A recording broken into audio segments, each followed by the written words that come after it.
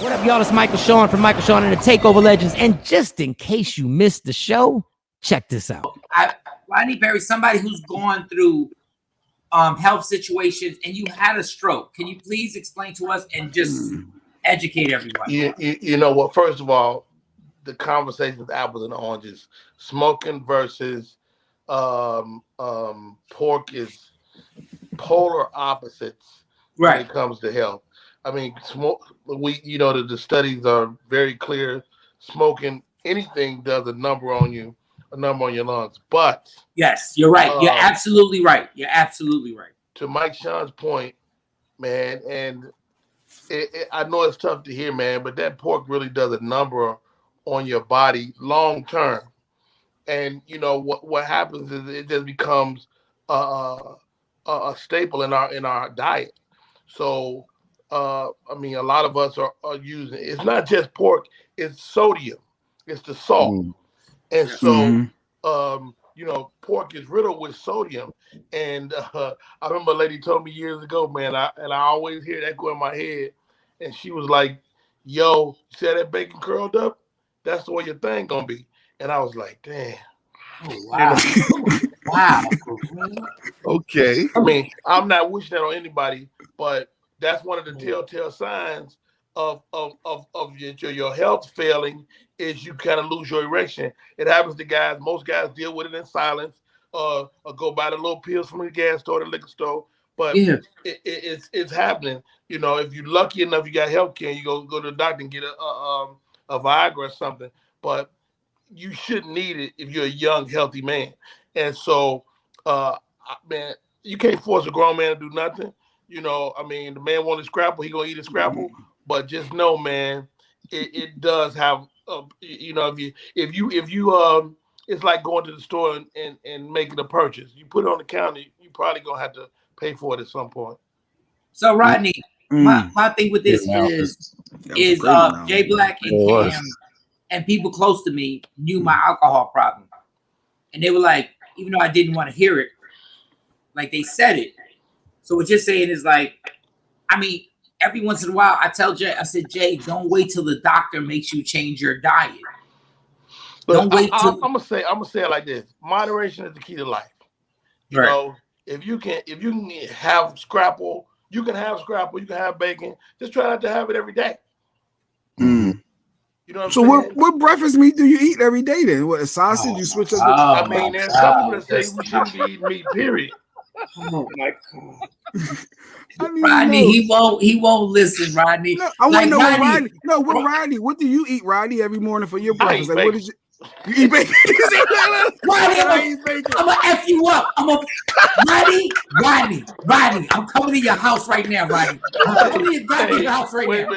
Jay, I decided I don't need erection, but Rodney, I'm gonna kill you, Rodney. We're trying to help you. What are you doing, Rodney? No, listen to me, Mike Shawn. What are you doing right now? Hold on, brother. Wait a minute. Hey, as men, we make decisions. Rodney will beat your ass. Oh my God! I didn't see this coming. Classic. Hey, Rock, you ain't gonna live forever. You might as well. Oh my God! What are you saying? Eat your scrapple, brother. I will say Rodney, don't do this. Don't do this. You're gonna kill my friend, Rodney. Don't do this. No, your friend is gonna die anyway. We're gonna die. We are going to die. You might as well enjoy it. Oh my God! As a matter of fact, Shawn, go get a drink, man. No, all right, no drink for my. Oh my gosh, yo, he's killing moderation. Oh my gosh! Oh, I didn't see that, man. I didn't see that coming. I didn't see that coming either. I hit my bus. I got hit by a bus. Oh my God, Rodney. I mean, I eat sausage again. Moderation, man. If we can do all things in moderation, I think we all be better people, man. And Rodney, do not get serious now. You can't get serious now. What you just did, don't you dare try and be like, yo, I'm gonna bring it back. F you, Rodney. Oh, my chest hurt. Rodney was like, I eat bacon. He said, I eat bacon every day. We got to make decisions in life. Like I was on the verge of saying, yo, dude should comply to the cop. They should comply. That's why you'll get busted right there. That's why y'all get. Oh, Rodney, hilarious. You asked the right question as a journalist to get to the bottom of the situation. Yes. But Rodney, what do you do? We ain't talking about me right now. I don't effing believe you, Rodney. And the setup with Rodney was like, his setup was so dope. He was so concerned. Like, he was so concerned. He was like, listen. Hey, Mike, you like a great point guard, though. You laid it up. I laid it up. And when I tell you he cocked it back, like he went like this. He was like, "Oh my God, this dumbass Puerto Rican." I gotta invite y'all. I do it. I gotta. I teach an improv workshop, Mike. So, right. Tonight, my improv workshop has their graduation. So we put on a live improv show on my YouTube channel via StreamYard tonight. So man, if y'all get a chance, just pop in and say hello. How do they get to it? Like, how do they get to it? It's on my YouTube channel, Rodney Perry Live.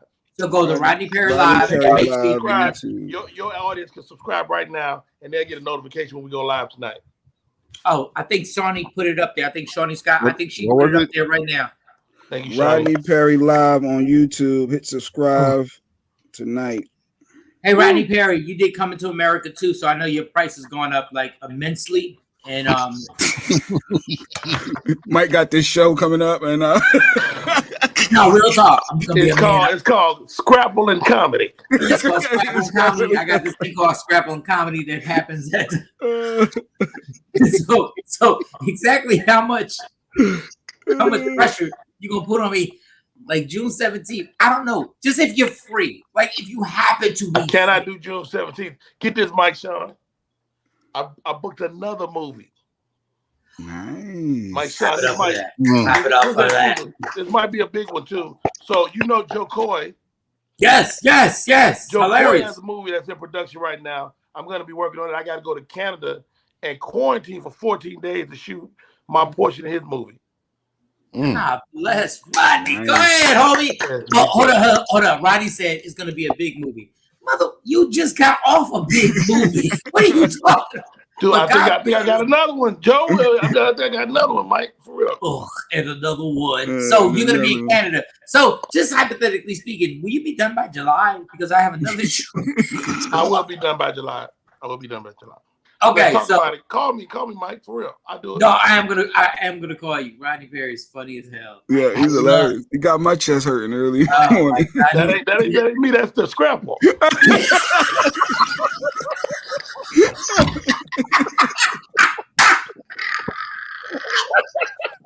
First of all, let's talk about Scrapple.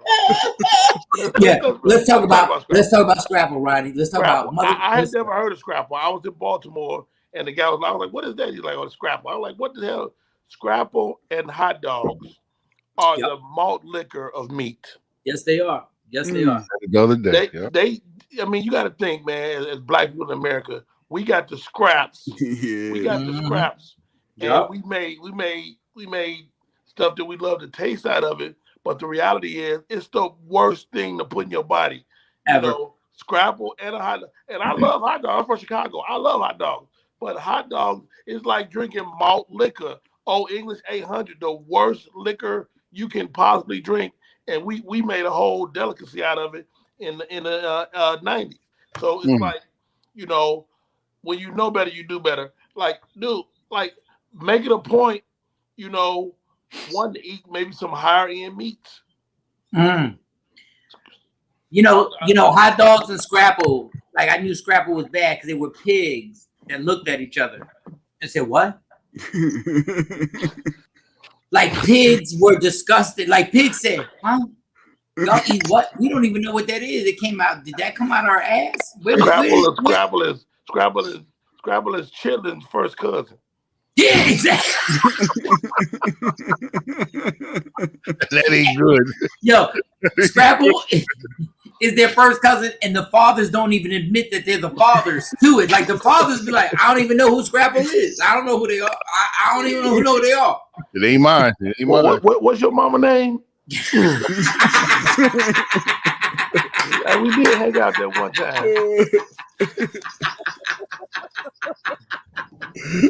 All right, so so let's do real business. So you're going to do this movie.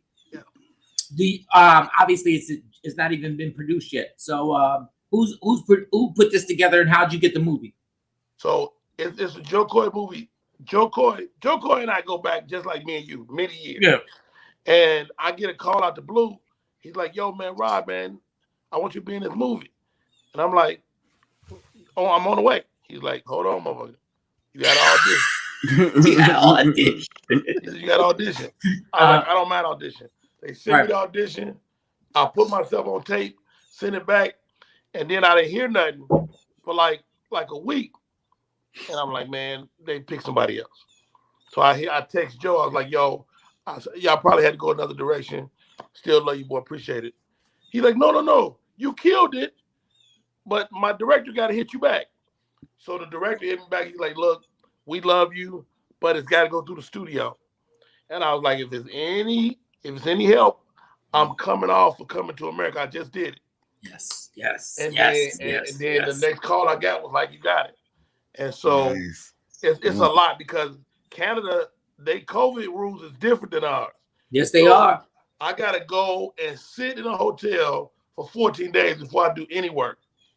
The funny thing is, when I went to rehab, they had COVID laws. I had to sit in the room by myself for like 7 days. So like Canada got it, but that's amazing that you actually got this situation. And damn, there's so much stuff I want to ask you, and I know we got to wrap up. But my thing is like, they coming to America.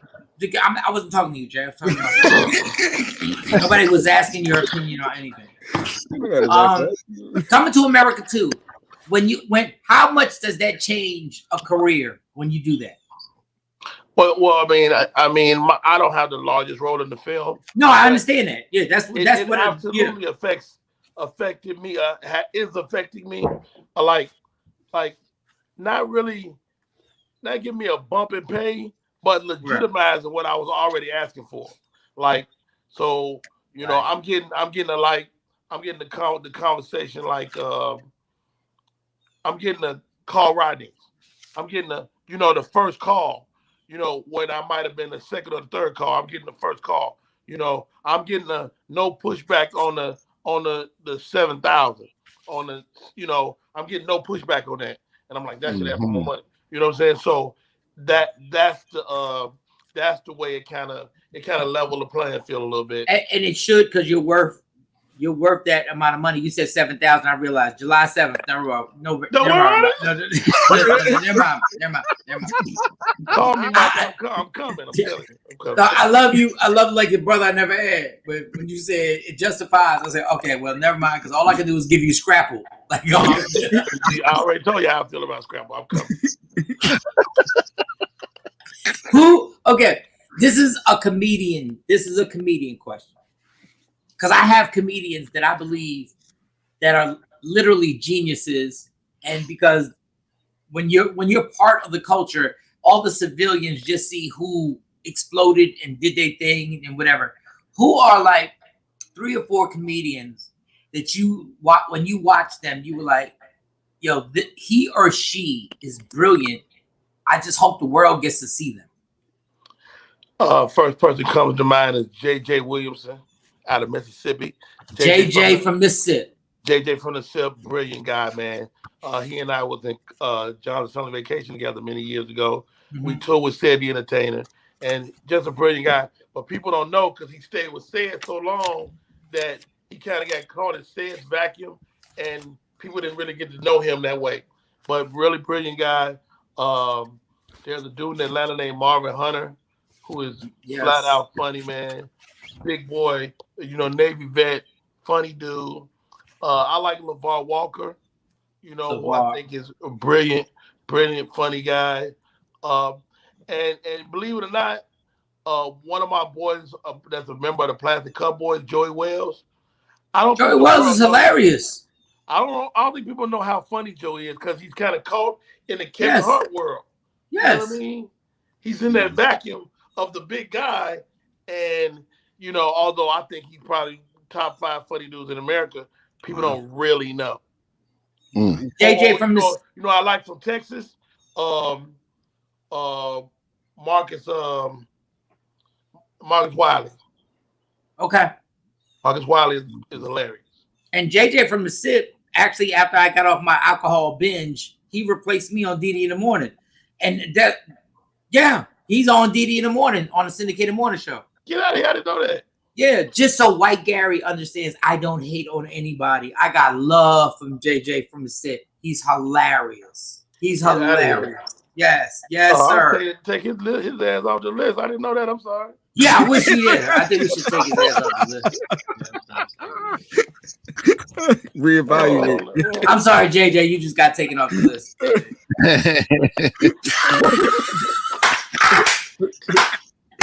I know niggas working every day, you know. You know my. Get him out of here, JJ. JJ from the SIP, JJ from the Lit, JJ from the Grip. Like I'm playing. JJ is an amazing. You know what? That proves that you're a real man, Mike Shawn. Because it take a real man to publicly hate on a nigga. You know what I'm saying? I thought he was going so sentimental. Hey, Mike, he held it back as long as he could. He's like, yeah, you know that's the dude that got my old job. Hey, Rod, let me let you go, man. Rodney is an instigator. No, I'm saying, you can get a job when I'm in rehab. No, stop. I'm not doing this. I'm not playing these games with you. I love JJ from the SIP. If I was on my game, ain't no way to get it. But other than that, it's all good. Oh, you enjoy them bitches. No, why'd I do that? What? See, bro. Hey, but you know what? What you're doing now is so powerful. And if that hadn't happened for you to get here, so be it. Let me tell you something. You got more power than you ever had right now. You got to think when this go, it's tell them. And we at the beck and call of corporate America, dude. This is so dope and so powerful, man. And you never know what you're going through, how that's going to ripple affect your life. You would have never left that situation. No. You would have never left. You wouldn't have created a space. So man, thank God for this, man. This is a great thing, right? This is a great thing. That whole thing, that was for that moment, for that time. This is a new time, dude. This is what's next. You're in that window, So I know it feel like people ain't watching and listening, but you just got to put in another 200 hours. But you're gonna get it. No, you're absolutely right, Rodney. You'll never know. Two people. Nice, thanks. You and Bill Bellamy will never know the words that you just said, how important those words are. Bill Bellamy, I saw him at the Improv, and I was like, Bill. He was like, Mike, what's going on? You good? And I was like, I just want to do an interview. We had, sorry, Rodney, I mentioned your name. We just had Rodney on the show. I had to justify it, right? I was like, Rodney just came on, right?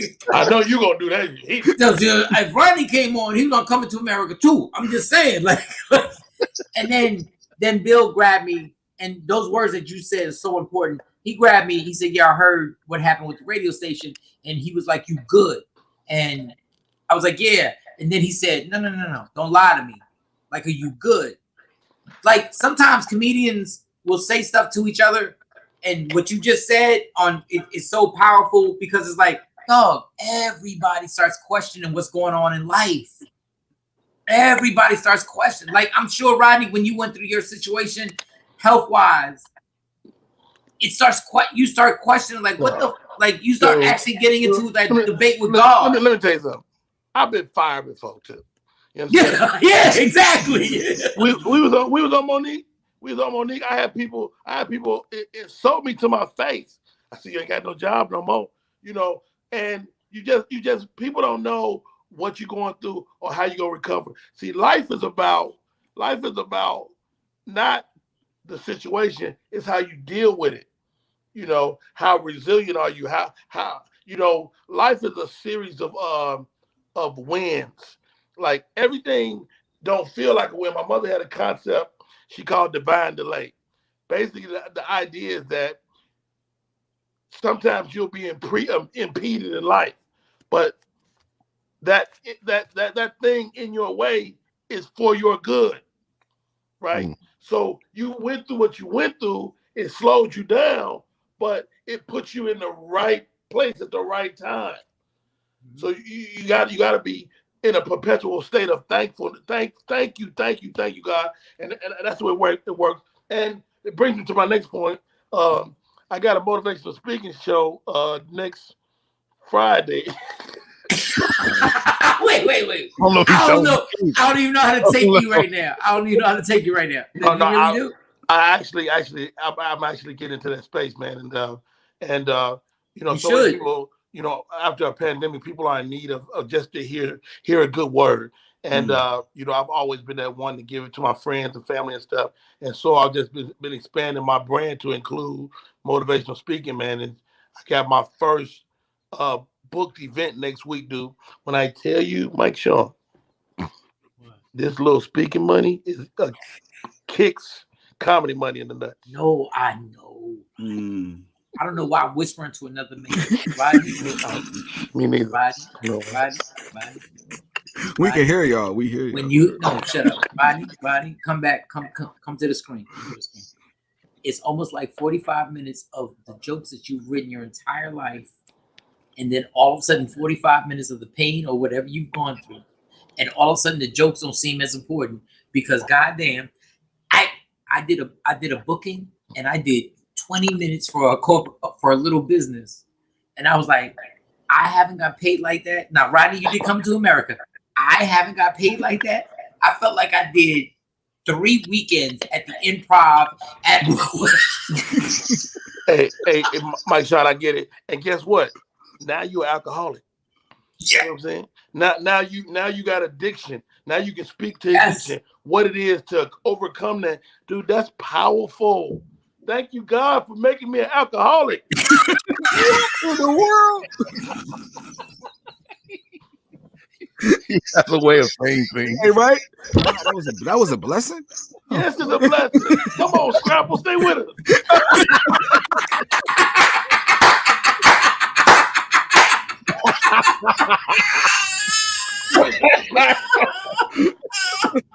It's not the thing, it's how you come out on the other side of it. That's all it is. Like if I'm laying in my bed right now drunk and I hear this story about Mike Shawn, that could change my life. That could set me on track. No, real talk. Oh, that's real. Yeah. You know what I mean? Yeah. Like that addiction. So it was this comedian, man. We used to do Alcoholics Anonymous shows, right? And so they would call us. The only rule on the shows, you could use all of the language, whatever. You just couldn't talk about alcohol and drugs. Oh, Rodney. So this dude comes to the show drunk. I did. What was his name? What was his name?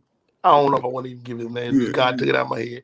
But when I tell you, this fool went up there and did 30 minutes on how to get drunk and when to get drunk. Hilarious comedy, but the worst moment, bad timing. They kicked him off the show. I think they ended up giving me his money to do some more time.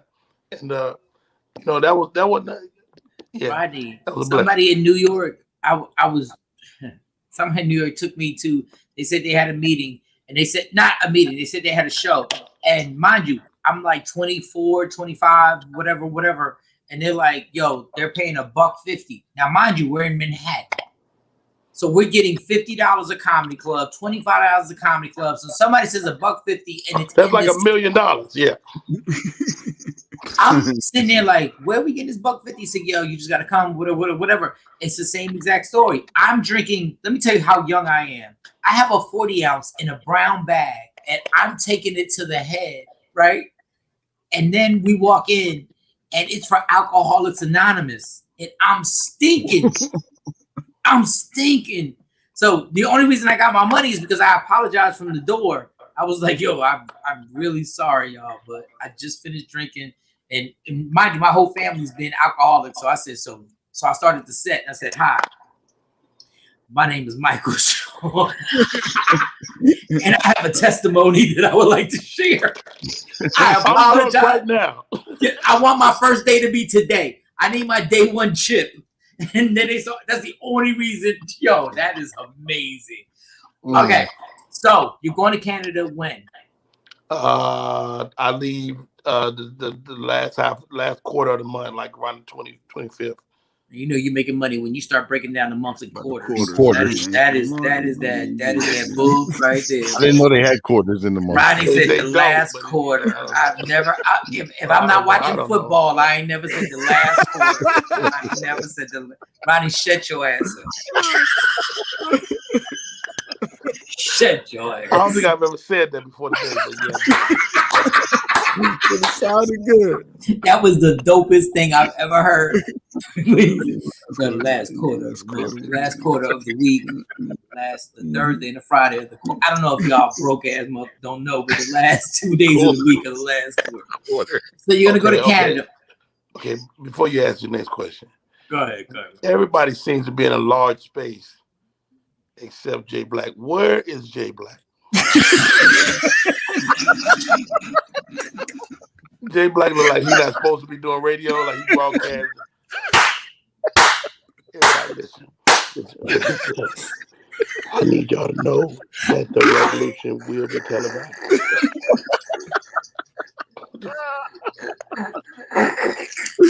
That was good.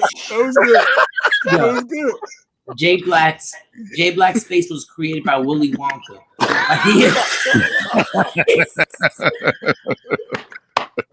I don't know if you know this, Rodney, but his wall behind him is made of chocolate. Like, yeah, it was funny. So, I got some questions for you, Mr. Rodney Perry. No, we're not done with you. No. So Jay Black has a tunnel, right? He has a tunnel that was made, right? And he decided if I put these plaques, because my background is whack. All I got is a TV. I got pictures of my kids. I got a weak ass fireplace behind me, and I admit there from the tour.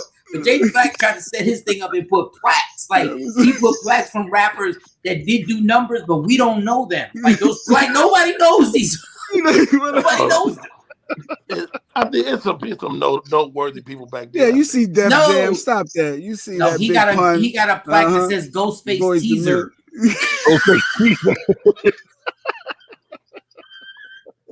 Go he ahead. Got a plaque for $3 million that says Red Tan. Like that question, Mike Shawn. Go Black. Yeah, I like to do this little real quick thing, right? Last time I didn't go. You know, like you got to pick between, like I always says, like Wheel of Fortune and Jeopardy, and then Rodney Perry got to pick. But I'm gonna do comedians for you. Comedians. Okay. Dave Chappelle or Chris Rock? Dave Chappelle. You said that really fast. All right. Yeah, but I've been trying to tell y'all, but y'all don't want to listen to me because I'm not Rodney Perry. I just think Dave Chappelle is the best comic in the world right now. Right now. Is that not what I said? There was moments when Chris Rock was that guy. But, yes, Chris Rock is amazing. Dave Chappelle is just in the light right now. Well, yeah. Cat Williams or Kevin Hart? Cat Williams.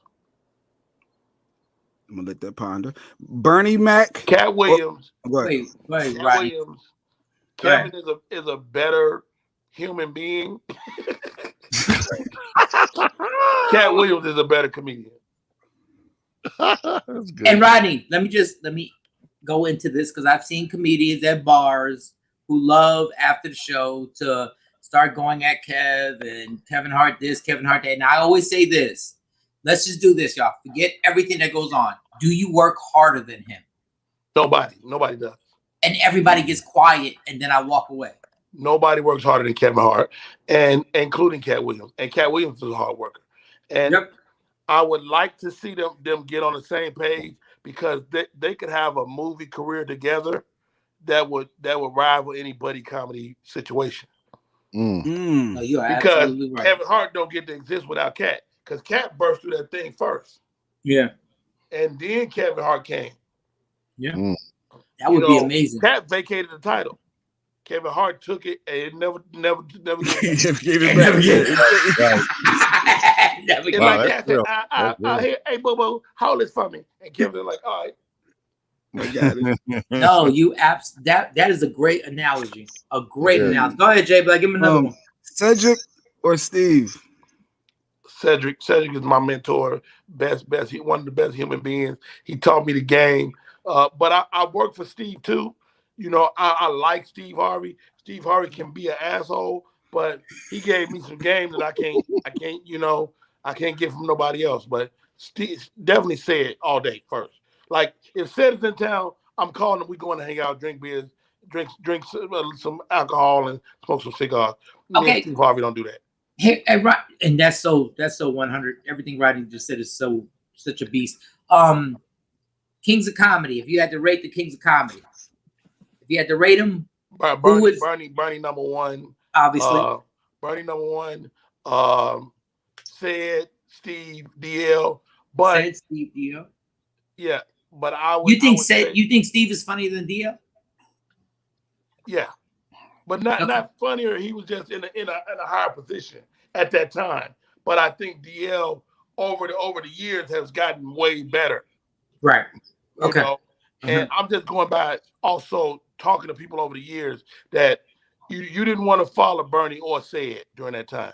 No, not at all. And Steve was the quintessential host, so that put that put DL in the fourth spot. Got you. Okay, understand. Go ahead, Jay. Tracy Morgan or Mike Epps? Mike Epps. I love Tracy Morgan, but Mike Epps. I've seen Mike Epps be the best comedian I've ever seen in my life. Like, you know, you see a guy like one night he's better than he's ever been. I've seen Mike Epps. Like the whole Richard Pryor comparison is real when it comes to him. He can get into some dark places that's you be like, yo, like Mike Epps could low key be the best comic ever. You know what's funny? You know what's funny, Rodney? This might sound crazy, so I want to make sure I say it correctly. When you said the dark places, it's almost like Mike Epps' life got better in a way where Richard Pryor never got to see a better version of life where you have a family and you have kids. Because I know what you're saying. I was rocking with Mike Epps in New York and I saw dark sides of him that were hilarious. But it's crazy when you're a comedian when you say the dark side is hilarious. Like people don't, I'm not even phrasing it correctly. But Mike got some real stuff. Like when Mike ran through New York, Mike wasn't from New York. He's from Indianapolis. Yeah. And he didn't give a damn. Like Mike ran through there and was destroying things. And yeah. I see the guy be brilliant. I've also seen my brother meet me 5 times, act like he don't know who I am. So, you know, you like, that's how many times go ahead. For the first time, you know. But again, I think Mike can, Tracy Morgan is just comedically kind of weird to me. You know, he's not my cup of tea comedically, but he's a nice guy. But I've heard people have crazy Tracy Morgan stories that say he's not a nice guy. So, but he and I had some things in common. He had been through a horrific car wreck. So on the movie set, we was like super cool. But Tracy Morgan versus Mike Epps all day.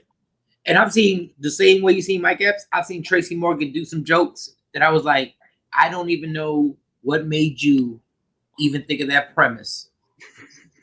And I've seen him do it in front of an entire white crowd. And I've been like, what even made you do? Let me give you one quick thing. He came to Hot 97. We interviewed Tracy, and Tracy was on. He was doing his thing. He was on. He like Tracy was going. Like I've been to clubs with Tracy, and at a certain point in the club, Tracy takes his shirt off. It's over. And then does this, and you're dancing next to him, and you're like, I'm out, right? So Tracy, but this is the thing about comedians. Tracy comes to the show, we interview him, and he does a Michael Jackson joke. Like he just happens to get into this Michael Jackson joke. He's like, yo, Mike Shawn. I'm like, what? He's like, come over here, let me talk to you for a second. I'm like, what? Like, I don't know what you want to tell. And we go into a different studio. And he goes, Rodney, it's just me and him. He does the whole bit. He does 7 minutes. Like literally for me. And he goes, what do you think? Now, Rodney, it was very funny, but it was crazy when I saw him. He performed. Rodney, it's like me standing in front of you and I performed the thing with all the animation, all the movement, and he performed it. And then he was like, yo, what you think about that? And I was like, first of all, I'm like, in awe. It's a little weird. It's a little weird right now. But Rodney was funny. So I said, you should go with it. And he said, I'm gonna do it. And in my mind, I'm like, you're gonna listen to my drunk ass? Like I gave the coast. You gonna listen to me? That's my little Tracy Morgan story. Give another one, Jay Black. Give another one. Now we got, for those that don't know, we're talking Rodney Perry, and we also got Coco Brown coming on the show in about 20 minutes. Yeah, or so. shout out to Coco Brown. She's gonna be in the building. Coco Shout Brown. to her. So some females, Monique or some more. Easy called Monique. Oh, Monique I forgot who am I talking to. Monique is my girl, man. One of my closest friends, but not because of that, because of the way she creates. Like Monique and Mike, Shawn, you understand this. Monique don't have to go out and do open mics to create a set. Monique can go in her closet in her house and come out with 45 minutes. And that is so dope to me. And every time, like, if we go like moments without seeing each other like live, every time I see her after a hiatus, she's got a new material. She's that chick, and it's really impressive to see. Hey Rodney, do you ever have you realized your status right now amongst comedians, like how we look at you? Do you understand like how we respect you when you get on stage now? Or because I know comedians, listen, people want to say comedians, we try and be confident, but the whole thing is we live our whole lives based on having an audience appreciate us and laugh. Do you understand how we look at you, like comedians look at you right now? I began to process that recently. You know, one of the things I always ask God for is the respect to my peers. You know, and that's important to me. That people that do what I do respect my gangster. And so there's some people at the top of the food chain that may not know who I am, but if they get on the stage with me, they'll find out. Like I still like I walk around black. I walk around with a chip on my shoulder. I'm like, dude, DJ, let me tell you something. I go to LA and my whole goal is to let these dudes know that I'm still here. Like I'm still not to be followed. You ain't trying to go after me. You know, like I take that stuff personal though. Like if people be disrespectful, you know, I don't. So thank you, Mike. I appreciate that. That's an honor. And I think a lot of people don't understand when it comes to comedy. If you've never been to comedy, it's like being on a basketball court, and there are people who support you, and people want to come at your neck, and people who really want to dissolve you when you come up next. There are people who purposely want to try, like they're feature acts who really want to hurt the headliner. Like they're features that want to get on and be like, I want to make it really tough for the headliner. So it's like being on a basketball. They can't do it. Not with me. No, they can't do it. Like I've heard people say, if Kevin Hart let me open for him, shut your ass up. They came. There was 20,000 people. All, Kevin Hart ain't no punk. Exactly. Kevin Hart, let me tell you something. Like it's a couple of types of comedians. It's like comedians come from different cloths. Like but cats that had like, you know, had to fight all the time. Like Kevin's a little guy. So by virtue of that, he was always defending himself. So you don't want to get into verbal fisticuffs with Kevin Hart. No. Like, you don't want to get into verbal fisticuffs with Lavelle Crawford. Because guess what? He going to let you have it. Now, when you handsome like me, it's harder. Yeah. And I feel your pain because I'm not handsome. I'm not handsome, Rodney. I'm adorable. So you got handsome, but I'm an adorable because my skin is clear. Like my skin is clear.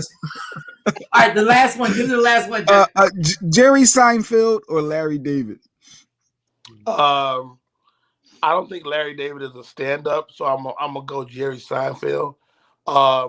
Probably the only comic I want to sit down and talk comedy with that I don't know.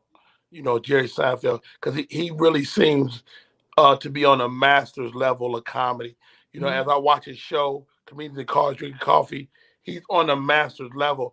And, you know, like the interview he did with Eddie Murphy, and they were talking, they were really having a conversation that was above the level of, it was just for two comedians.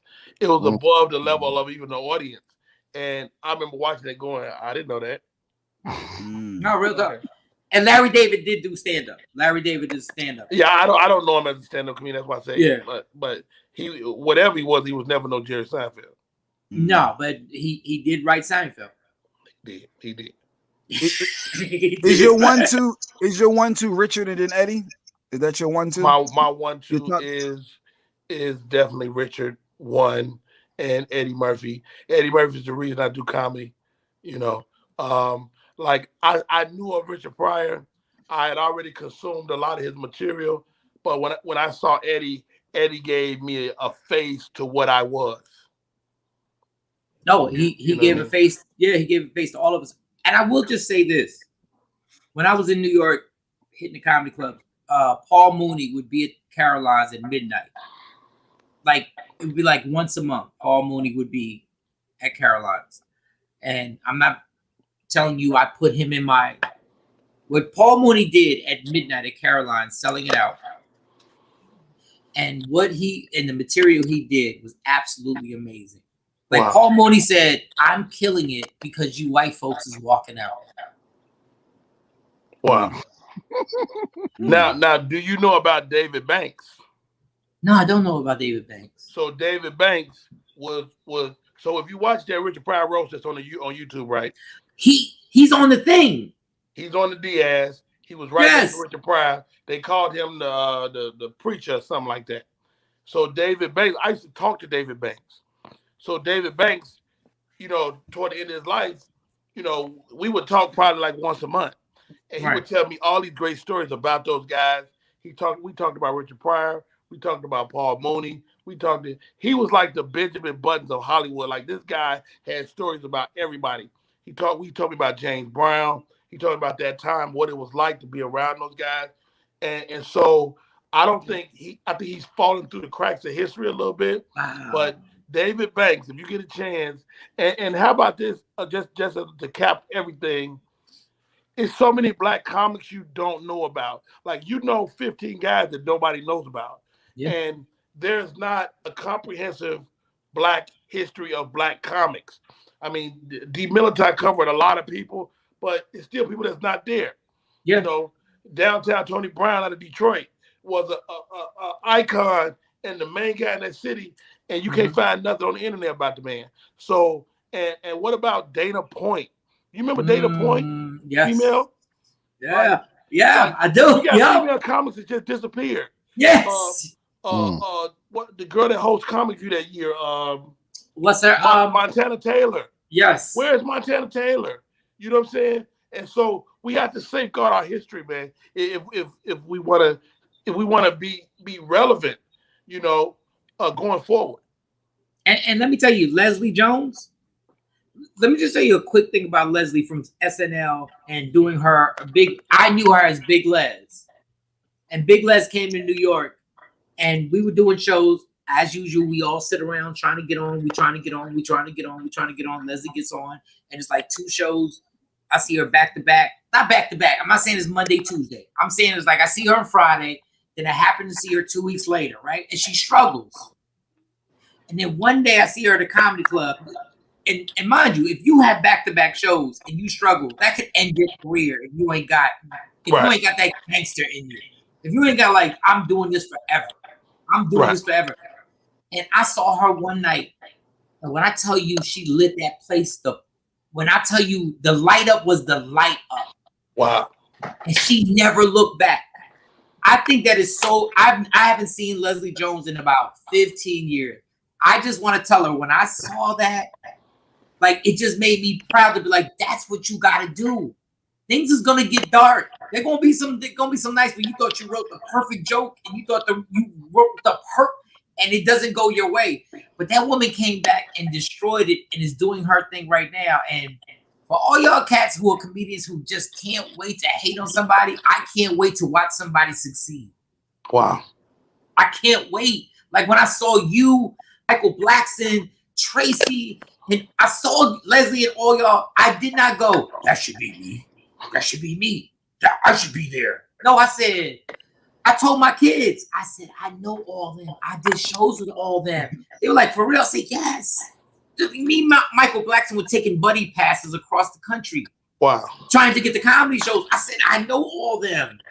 So I was like, the celebration was so crazy. I was like, God, this, like, every one of those people deserve to be where they're at right now. And it's just sometimes we get caught up.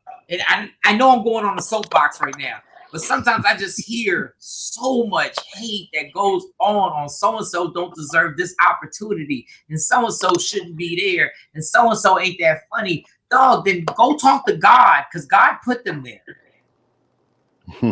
Rodney looking up. That's all I'm saying. Then go argue with him. Go argue with him right there. Right. Damn, Well Rodney. said. Damn, Rodney, thank you so much, man. God, man, Rodney, if you can, I don't have $7,000, but if you can come July to Texas, I promise. Call me, Mike. I got you, baby. I will call you. Michael Shawn and the Takeover Legends. Your escape from reality. Right here on Free Agent Radio.